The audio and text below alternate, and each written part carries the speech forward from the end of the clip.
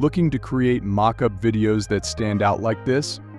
Stick around, and I'll show you the process of how to take your template in Photoshop and turn it into a professional-looking video that showcases your artwork effortlessly.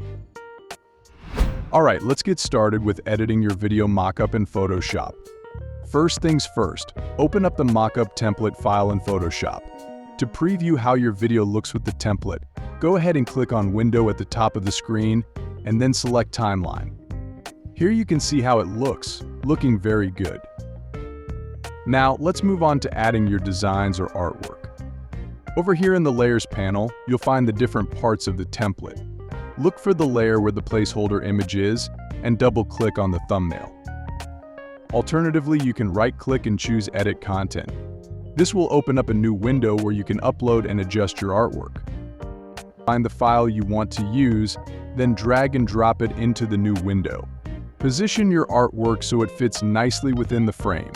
Once you're happy with how it looks, go to File and click Save, or use Command-S on Mac, or Control-S on Windows to save your changes.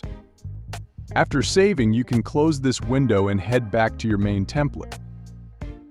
You should now see your video mock-up with your artwork looking fantastic. Great job so far.